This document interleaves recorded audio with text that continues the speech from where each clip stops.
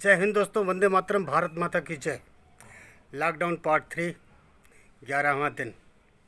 और हम हर रोज़ की भांति आज फिर अपने निजी कार्यक्रम हर कदम पीएम के साथ। दोस्तों, आज एक बहुत अजीब सा मुद्दा लेकर के आपके सामने आया हूँ। बहुत से लोगों को बुरा भी लगेगा, बहुत से लोगों को अच्छा भी लगेगा, लेकिन ज़रूरी है जब वक्त आए ऐसे मौके पे इसकी चर्चा कर देनी चाहिए, क्योंकि शब्द से समय बीत जाता है और फिर उस समय पे अगर उस चीज़ की चर्चा न की जाए तो फिर उसका मतलब भी ख़त्म हो जाता है। आज कोरोना का समय है, आज गरीबी चरम सीमा पे है, हर इंसान कहीं ना कहीं टूट चुका है। आज जिस तरह से तमाम लोगों ने गरीबी गरीबी गरीबी और गरीबी का मतलब केवल वो उन गरीबियों को गरीबी झलका रहे हैं, दिखा रहे हैं उनको कि जो कुछ लोग पैदल चलते हुए जान दे दिए, कुछ लोग को खाना नहीं मिला चिल्ला के मर गए, कुछ लोग गाना गा करके, और वो इमोशनल ट्रेडिंग हो रही है। क्या दोस्तों, एक बात मैं आपसे पूछूंगा, कौन सी बिरादरी ऐसी है, कौन सी जाति ऐसा है, कौन सा धर्म ऐसा है जिसके अंदर बहुत ज़्यादा अमीर और बहुत ज़्यादा गरीब लोग नहीं? क्या आप जानते हैं? मैं खुद एक एडवोकेट का बेटा हूँ, मैं खुद एक अधिवक्ता का बेटा हूँ। और जैसे आज कोरोना काल आया है, कुछ ऐसा तो नहीं लेकिन इससे ही मिलता जुलता हमारे जीवन में एक बार आया था, जब लगा था वो केस, वो इमरजेंसी का केस लगा था। और मैं आपको बताता हूँ इमरजेंसी के केस में क्या था। मेरे फादर भाजपा के नहीं बल्कि आरएसएस के लीडर थे, जनसंघ के लीडर थे। और जितने भी आरएसएस के लीडर थे सबके ऊपर पुलिस का वो लगा हुआ था और उनको इमरजेंसी लगी हुई थी, उनको पकड़ पकड़ के जेल डाला जा रहा था। वो चला था करीब 3 महीने के लगभग का वो केस था, जब शुरुआत हुआ और अंत तक 3-4 महीना कुछ ऐसा रहा, मुझे याद नहीं, शायद 4 महीना से ज़्यादा, 6 महीना, करीब 6 महीना। तो मैं आपको बताऊँ, मैं छोटा था, हम भाई बहन 4-5 भाई बहन थे, छोटे थे। और मेरे फादर घर से गायब हो जाते थे, तो फिर वो कभी दाढ़ी बढ़ा के, कभी मूछें बढ़ा करके, कभी इस तरह से आते थे। माँ को पुलिस आती थी, कभी कभी हाथ उठाती थी बच्चों के वो माँ से किनारे बच्चों को खींच के ले जाती थी, और हम लोगों को कभी कभी चॉकलेट दे करके और प्यार से पूछती थी। वो बचपन का केस है दोस्तों, फिर भी मुझे वो समय याद है आज भी। पुलिस हम लोगों को चॉकलेट देती थी, प्यार से पूछती थी पापा तुम्हारे कहाँ हैं, आए थे नहीं आए थे, जब हम लोग सच था कि जानते ही नहीं थे। क्यों? क्योंकि मेरे ही पापा मेरे घर में आते थे तो भेष बदल करके आते थे और हम लोग उनको पहचान नहीं पाते थे। जब वो चले जाते थे हम लोग को दुलार प्यार करके, तब हम लोग पूछते थे मम्मी पापा कब आए, तो माँ रो देती थी। वो दिन मैंने देखा है, वो दिन मुझे याद है। ऐसे ही मिलता जुलता एक गरीब, मैं आपको एक घटना बताता हूँ कि माँ जो है वो हम तीनों भाई बहन जो है जा कर के चाय की दुकान से, वो चाय की दुकान आज भी है, आज भी मैं उसको देखता हूँ कि चाय की दुकान से जब रात को वो चाय की दुकान बंद हो जाती थी तो वहाँ कुछ कोयला बेचता था। उस कोयले को लेकर के आते थे, उस पर कहीं ना कहीं बाटी बनती थी और कुछ आटे होते थे घर में, तो बाटी बना करके वो दे दिया जाता था। हम बच्चे लोग खा लेते थे, माँ नहीं खाती थी। फिर हम लोग पूछते थे कि मम्मी आपने खाना खाया? तो उन्होंने कहा बेटा मुझे भूख लगी थी, मैं तुम लोगों से पहले ही खा ली। जबकि सच क्या था? सच ये था कि खाने के इंतज़ार में हम लोग सो जाते थे और सोने के बाद फिर जगा करके माँ हम लोगों को खाना खिलाती थी। पुलिस हम लोगों को पहले चॉकलेट देती थी, पूछती थी पापा कहाँ, नहीं है, फिर वो किनारे ले जाके 2-4 तमाचे भी जमाती थी, किसी बता दें डर से। माँ से पूछती थी। मैंने यहाँ तक देखा है कि तब तो लेडीज़ पुलिस नहीं होती थी, जेंट्स पुलिस को मैंने देखा है कि हाथ पकड़ के खींचते हुए थाने ले जाने के लिए गाली गलौज तक करती थी, वो भी रूप देखा था मैंने। आज जब बात गरीबी की आती है, लोग इमोशन गाना होता है और उसके लिए लोग रोते हैं। मैं आज आपसे एक बात सवाल पूछता हूँ,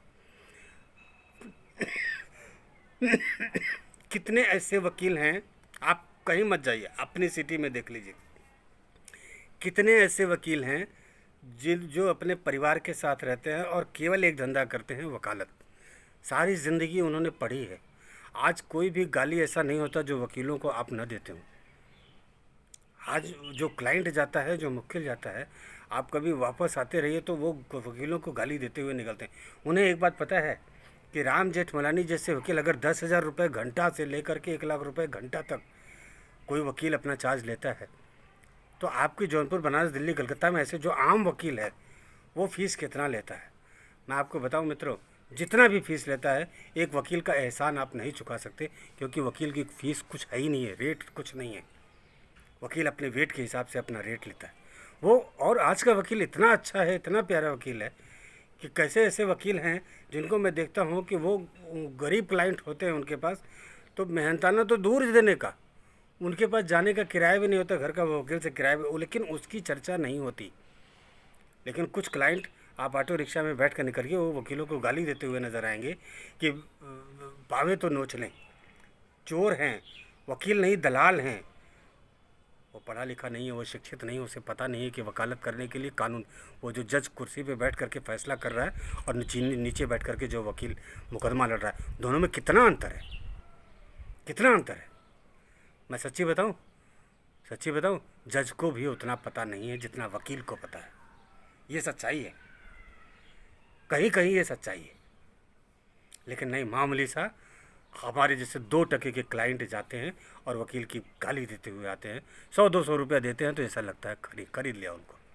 कितने वकील ऐसे हैं दोस्तों, आज मैं आपको बताता हूँ स्वाभिमान की परिभाषा। एक वकील अधिवक्ता संघ 5% तो ऐसे हैं जो कि बहुत ही सक्षम वकील हैं, घूम फिर करके सारे मुकदमे उन्हीं के पास जाते हैं। एक एक वकील ऐसे हैं जिनके पास 20-20 जूनियर हैं, और वो वकील पहले जूनियर्स को 100-100, 200, 50-50, 500। आपको पता है जितना पढ़ने के बाद एक वकील जूनियर है, जो उसकी जो इनकम आज की तारीख में है 200 है, 300 है, 100 रुपया तक है। कितने वकील ऐसे हैं जो किसी के जूनियर नहीं हैं, सेल्फ बल पे काम करते हैं, उनकी जो रोज़ की इनकम है कभी कभी 100, 150, 200 हो जाए बड़ी बात हो जाती है। लेकिन स्वाभिमान उनके पास इतना है कि वो ठेला नहीं लगा सकते। शिक्षा के क्षेत्र में उतरे हैं, वकालत का कोट पहना, काली कोट पहना है, न्याय दिलाने का पेशा किया है उन्होंने। पैसा न मिले चलेगा, सम्मान स्वाभिमान बहुत बड़ी चीज़ है। वो घर जाते हैं, वो 100 रुपये लेकर के आते हैं, 100 रुपये में अपने बच्चों को समझाते भी हैं, संस्कार भी सिखाते हैं, और उसी में रोटी खाने को कहते हैं। आज 1.5 से 2 महीने हो गए वकालत कचहरी बंद है।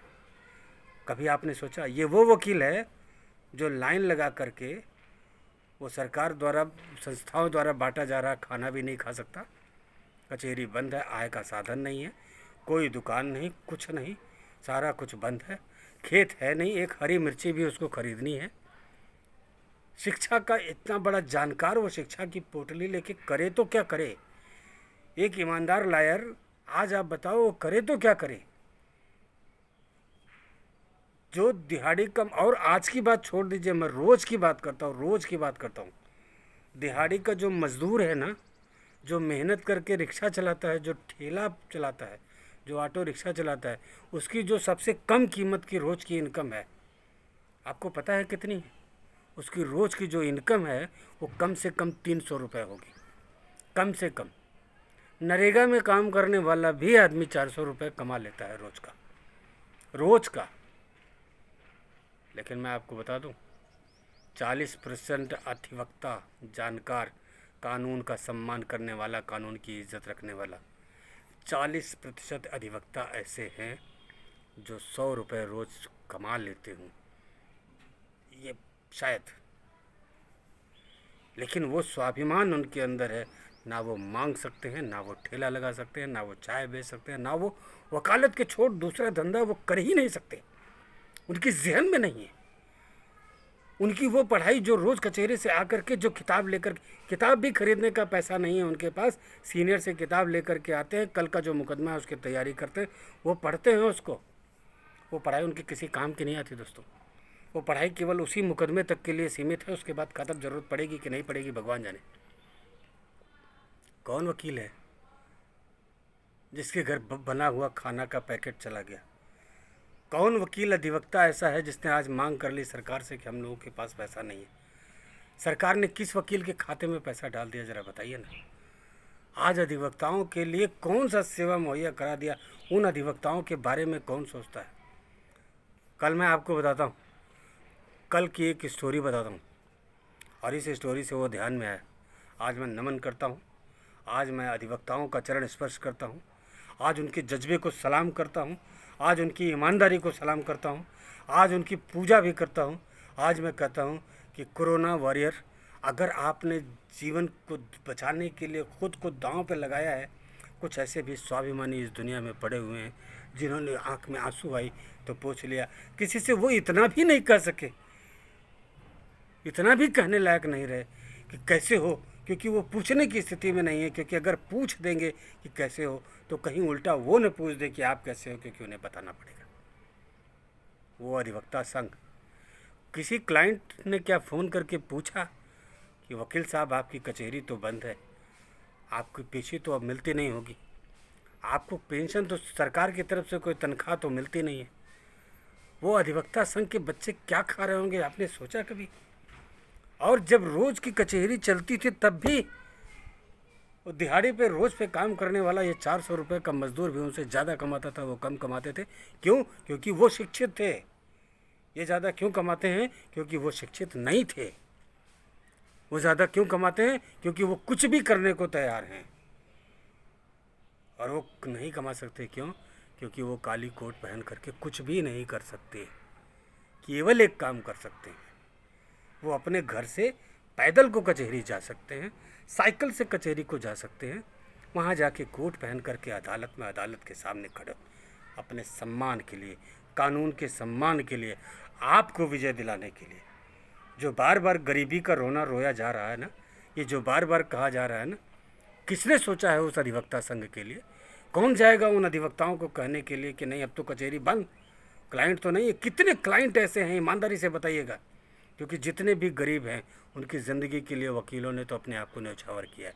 100 रुपया दिया तो भी मुकदमा लड़ा, 500 दिया तो भी मुकदमा लड़ा, 5000 दिया तो भी मुकदमा लड़ा, लेकिन आज तो मुकदमा न लड़ा न पैसा।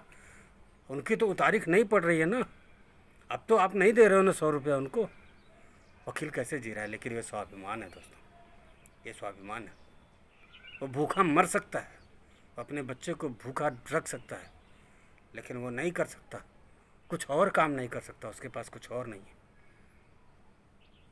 एक अधिवक्ता ऑटो रिक्शा नहीं चला सकता, सब्जी नहीं बेच सकता, शाम को आकर के कचहरी से आके शाम को चाय की दुकान नहीं खोल सकता।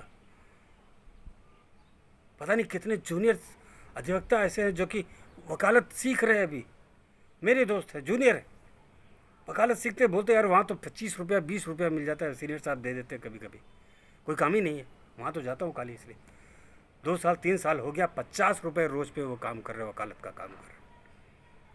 वो पैदल आते हैं अपने घर और रास्ते में उनका लोग मजाक उड़ाते हैं, वकील साहब में बोनी नहीं होती, काहे लिए कचहरी जाते हैं? क्या करें, क्या करें? आप तो गरीब हो गए, आपने तो रोना रो दिया, आप तो चले गए थे दूसरे प्रांत में, अपनी जन्मभूमि को छोड़ करके अपनी कर्म भूमि पे चले गए थे, और न जन्मभूमि के हुए न कर्म भूमि के हुए, न वहाँ रह पाए न यहाँ रह पाए। आप तो उस मिलिट्री के उस जवान की तरह से हो गए जो भगोड़ा हो गया, जो देश हित में काम नहीं आया, और आपके लिए आपकी इमोशनल राजनीति होकर के सेल किया जा रहा है, गरीबी को सेल किया जा रहा है। दुनिया के जितने नेता हैं, जितने चैनल हैं, इस गरीबी का रोना रो करके उन्होंने अपने आप को हाईलाइट किया। गरीबी के गाने सर्व करके सब्सक्राइबर बढ़ाए जा रहे हैं, यूट्यूब पे सब्सक्राइबर बढ़ाए जा रहे हैं। इमोशन के साथ खिलवाड़ होता है। मैं नहीं कहता अधिवक्ता केवल सवर्ण होता है, अधिवक्ता किसी वर्ण विशेष का होता है क्या?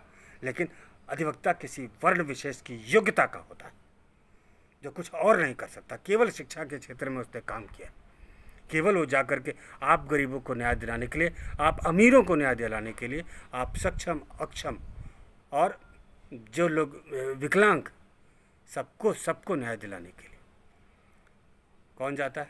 अधिवक्ता। और आज सबसे ज़्यादा बेरोजगार कौन हुआ है? अधिवक्ता। सबसे ज़्यादा सोर्स ऑफ इनकम अगर एकदम से जिसको बोला जाए कि लॉकडाउन शब्द जिसके साथ यूज़ होता है, वो किसके साथ होता है? अधिवक्ता। क्यों? क्योंकि सच्ची बताएं, हम दिहाड़ी के मज़दूर हैं, हम तो किसी से मांग भी लेंगे। हम दिहाड़ी के मज़दूर हैं, हम सरकार से मांग लेंगे।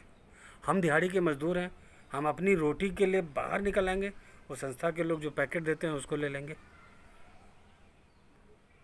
अधिवक्ता समाज क्या करेगा? आपको पता है, आज मैं एक स्टोरी सुनाता हूँ और इसी के साथ बंद करता हूँ। लॉकडाउन में 7 बजे तक किराना की दुकान खुलने का वो था। एक हमारे मित्र हैं वकील साहब, वो एक दुकान पे पहुँचे कुछ सामान लेने के लिए। वहीं दूसरे सीनियर वकील साहब भी पहुँच गए। दोनों लोगों का हलो हाय हुआ। वहीं खड़े रहे, थोड़ी देर बात करते रहे। बात करते करते जूनियर सोच रहा है कि सीनियर वकील साहब कुछ लेके जाएं तो हम लें, और सीनियर वकील साहब सोच रहे हैं कि जूनियर वकील कुछ ले ले तो हम लेके जाएं। तो पहले आप में होता रहा सब। लास्ट में जूनियर ने कोई बहाना बना करके हट गया वहाँ से। तो सीनियर साहब ने अपना सामान लिया। तो मैंने पूछा कि क्या क्या इंतज़ार क्या कर रहे थे, क्यों? कहा यार अब जूनियर के सामने वो 1 किलो 2 किलो आटा लेना, आधा किलो चीनी लेना, वो 10 रुपये की चाय पत्ती लेना, और संभव नहीं हो पा रहा था थोड़ा। क्या बताएं यार, वक्त है, सब चलता है, ऊपर वाला ऐसी।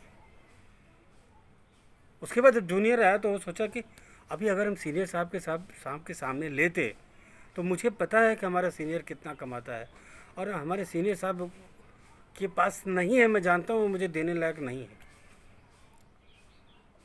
तो 90 रुपये का सामान उसने खरीदा। सच्ची बताएं, पूरा लॉकडाउन बीत गया। मैं खुद एक वकील का बेटा हूँ। मैंने ऐसी परिस्थितियों को झेला है। मैंने ईमानदारी की चरम सीमा को देखा है। मेरे पापा कहा करते थे, अमीरी गरीबी जब भूख लगे तो भूख को भरपेट खा लिया करो, ऐसे थे मेरे पापा। तो आज वो जो लायर है ना, जो स्वाभिमान के साथ बैठे हुए हैं, जिन्होंने देश के सामने देश के ऊपर गरीबी आई उसका जो उन्होंने अपने सर पे बोझ उठाया है, उन्होंने नहीं पसारा किसी के सामने हाथ, नहीं मांगा किसी के सामने, नहीं चिल्लाया, नहीं बताया कि हम गरीब हैं, नहीं बताया कि हमारे बच्चे भूखों मर रहे हैं। शत शत नमन है। मैं प्रणाम करता हूँ, अभिनंदन करता हूँ, चरण स्पर्श करता हूँ उस अधिवक्ता समाज को। आज का वीडियो समर्पित करता हूँ। भगवान आपको शक्ति दे, आपको ताकत दे, आपको ईमानदारी के लिए हिम्मत दे। आप लॉकडाउन खुल भी जाए तो भी आप जिस तरह से अपने आप को संयम और उसके साथ मदद करते रहे। क्यों? क्योंकि हमारी औकात नहीं है कि हम आपकी फ़ीस दे सके, हमारी औकात नहीं है कि हम आपकी जो शिक्षा के साथ जो आप मुकदमा लड़ते हो उसका कितना बनता है वो नहीं दे सकते। हम जितना सक्षम हैं उतना ही दे पाते हैं आपको। आपकी फ़ीस चुकाने की हैसियत मेरी नहीं है या किसी की नहीं है।